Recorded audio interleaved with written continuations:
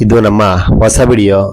ದಯವಿಟ್ಟು ಫ್ರೆಂಡ್ಸ್ ಚಾನಲನ್ನು ಸಬ್ಸ್ಕ್ರೈಬ್ ಮಾಡ್ಕೊಳ್ಳಿ, ಹಾಗೆ ವಿಡಿಯೋ ನೋಡಿ, ವಿಡಿಯೋಗೆ ಒಂದು ಲೈಕ್ ಕೊಡಿ. ಹೀಗೆ ದಾವಸ್ಪೇಟೆಗೆ ನಾನು ನನ್ನ ಫ್ರೆಂಡು ಕೆಲಸದ ಮೇಲೆ ಬಂದು ಆನ್ ದ ವೇ ಗಂಗಿನಪುರ ಬಂದು ಗಂಗಿನಪುರದಿಂದ ಹೋಗ್ಬೇಕಾದ್ರೆ ತಾಯಿ ಮರಿಯಮ್ಮ ದೇವಿಯ ಮಹೋತ್ಸವ ನಡೀತಾ ಇತ್ತು.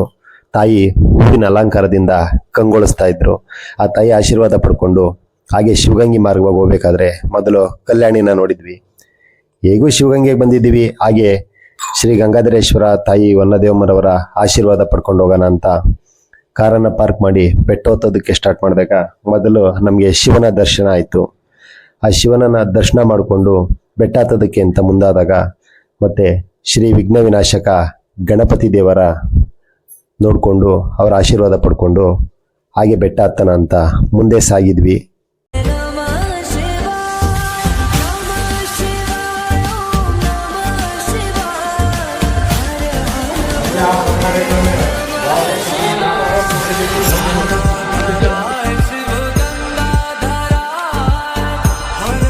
ಇವತ್ತು ಬಿಸಿಲು ಕಡಿಮೆ ಇದ್ದಿದ್ರಿಂದ ತಂಪಾದ ಗಾಳಿ, ಒಳ್ಳೆ ಉತ್ತಮ ವಾತಾವರಣದಲ್ಲಿ ನಾನು ನನ್ನ ಗೆಳೆಯ ಬೆಟ್ಟ ಹತ್ತೋದಕ್ಕೆ ಅಂತ ಮುಂದಾದ್ವಿ.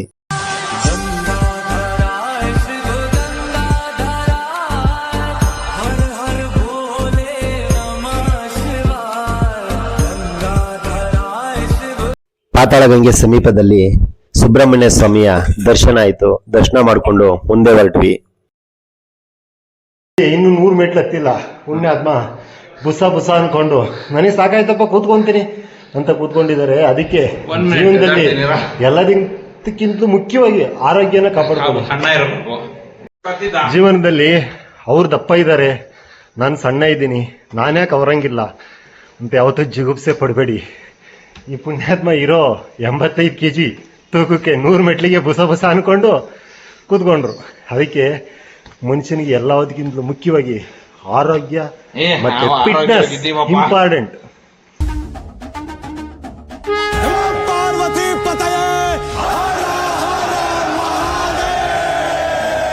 ಹಾಗೆ ಮುಂದೆ ಸಾಗಿದ್ವಿ. ಆ ದೇವಸ್ಥಾನಕ್ಕೆ ವನ್ನದೇವಮ್ಮನ ದೇವಸ್ಥಾನದಲ್ಲಿ ಐನರ್ ಬಂದು ವಿಡಿಯೋ ಮಾಡಬೇಡಿ ಅಂದ್ರು.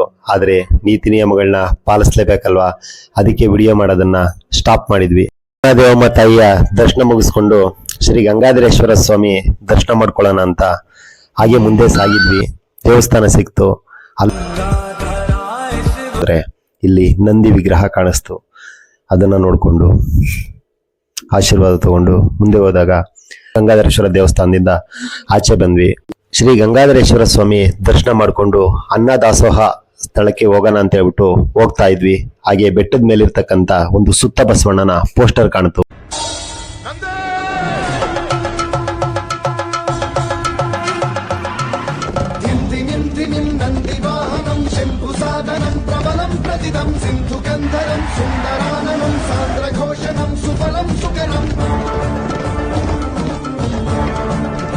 ಅನ್ನದಾಸೋಹ ಸ್ಥಳದಲ್ಲಿ ಪ್ರಸಾದ ಸ್ವೀಕರಿಸೋಣ ಅಂತೇಳಿ ಹೋದಾಗ ತುಂಬಾ ಶುದ್ಧವಾಗಿ ತೆಟ್ಟೆಗಳನ್ನೆಲ್ಲ ತೊಳೆದು ಜೋಡಿಸಿದ್ರು. ತೆಟ್ಟೆ ತಗೊಂಡು ಊಟಕ್ಕೆ ಅಂತ ಹೋದಾಗ ಸಿಹಿ ಪೊಂಗಲ್ ಅಂತೇಳಿ ಕೊಟ್ರು. ಆಹಾ, ತುಂಬಾ ರುಚಿಕರವಾಗಿ ತುಂಬಾ ಚೆನ್ನಾಗಿತ್ತು. ಇಷ್ಟು ಅಚ್ಚುಕಟ್ಟಾಗಿ, ಎಷ್ಟು ನೀಟಾಗಿ, ಎಷ್ಟು ಟೇಸ್ಟಿಯಾಗಿ ಮಾಡಿದ್ದಾರೆ ಅಂತ ಅಂದ್ರೆ ನೀವು ಯಾವತ್ತೂ ಎಲ್ಲೂ ತಿಂದಿರಕ್ಕಿಲ್ಲ, ಅಷ್ಟು ಟೇಸ್ಟಿಯಾಗಿ ಮಾಡಿದ್ರು. ಮತ್ತೆ ಅದನ್ನ ತಿಂದು ಹೋದಾಗ ಅನ್ನ ಸಾಂಬಾರ್, ನಾಟಿ ಸಾಂಬಾರ್ ಹಳ್ಳಿ ಸ್ಟೈಲಲ್ಲಿ ಹಸಿ ಕಾಳು, ದಂಟಿನ ಸೊಪ್ಪು, ಬೆಂಡೆಕಾಯಿ, ಬದನೆಕಾಯಿ, ನಾನಾ ತರ ತರಕಾರಿಗಳನ್ನ ಹಾಕಿ ತುಂಬಾ ಶುಚಿಯಾಗಿ ರುಚಿಯಾಗಿ ಮಾಡಿದ್ರು. ಹಾಗೆ ಮಜ್ಜಿಗೆಯನ್ನು ಸಹ ನೀಡಿದ್ರು. ಅದನ್ನ ತಿಂದು ಈಚೆ ಬಂದಾಗ ಇಲ್ಲಿ ಸುಬ್ರಹ್ಮಣ್ಯದ ಗುಡಿ ಮುಂದೆಗಡೆ ಒಂದು ಕೋತಿ ಕೂತ್ಕೊಂಡು ಚಿಕ್ಕ ಕೋತಿಗಳನ್ನೆಲ್ಲ ತುಂಬಾ ಎದುರಿಸ್ತಾ ಇತ್ತು. ಬಂದು ಸ್ವಲ್ಪ ಹೊತ್ತು ಅದನ್ನ ನೋಡ್ಕೊಂಡು ವಿಡಿಯೋ ಮಾಡ್ತಿರ್ಬೇಕಾರೆ ಪಕ್ಕದಲ್ಲೇ ಇನ್ನೊಂದು ಮುದ್ದು ಕೋತಿ ಕಾಣಿಸ್ತು. ಆ ಕೋತಿನ ನೋಡಿ ವಿಡಿಯೋ ಮಾಡ್ತಿರ್ಬೇಕಾರೆ ಆ ಕೋತಿ ತುಂಬಾ ಲವಲವಿಕೆಯಿಂದ, ಚಟುವಟಿಕೆಯಿಂದ ಕ್ಯಾಮ್ರಾ ಮುಂದೆಗಡೆ ತುಂಬಾ ಚೆನ್ನಾಗಿ ಪೋಸ್ ಕೊಡ್ತು. ಅದನ್ನ ತಕ್ಕೊಂಡು ಹಾಗೆ ಕೆಳಗಡೆ ಬಂದ್ವಿ.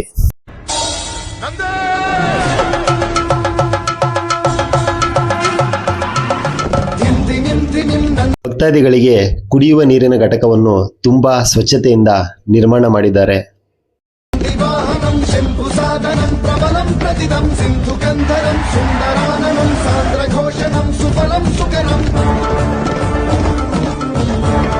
हे बजरंग बली हनुमान, हे महावीर करो